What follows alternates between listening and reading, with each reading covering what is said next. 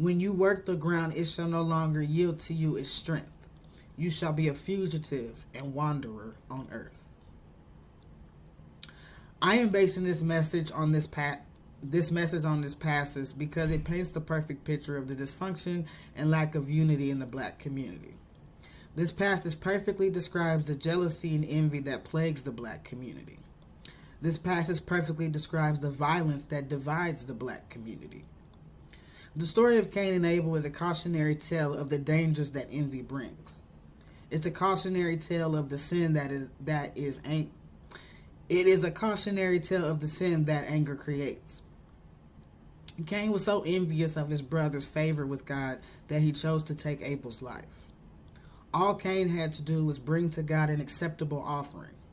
All Cain had to do was the right thing in the eyes of the Lord. All God told Cain to do was bring the right offering. God never told Cain that he didn't love him.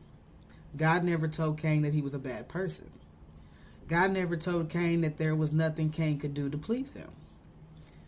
God never told Cain that he was incapable of being successful. All God did was tell Cain to work harder and try better. But Cain didn't want to hear that. Jealousy consumed Cain, and in a jealous rage, he took an innocent life. And when God went looking for Abel, Cain lied his ass off.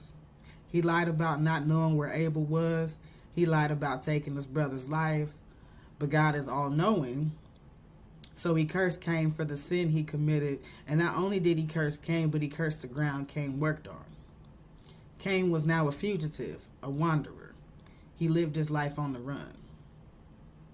Sound familiar? Let's relate all that I just said to the state of the black race. For starters, most of the black-on-black crime stems from envy. When a black man is doing well for himself and receiving great favor from the Most High, there is usually another black man somewhere plotting on how to rob him for what he owns. There is usually another black man somewhere plotting on how to take his life. Both things are horrible. Both things are wrong. Both things are immoral. Both things are bad. Both things are rooted in sin. Both things are rooted in hatred.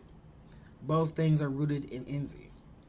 The successful black man who ends up being a victim of a robbery or a homicide should be proof to the envious black man that success is possible and that great favor from God is possible. The successful black man should be a role model for the envious black man.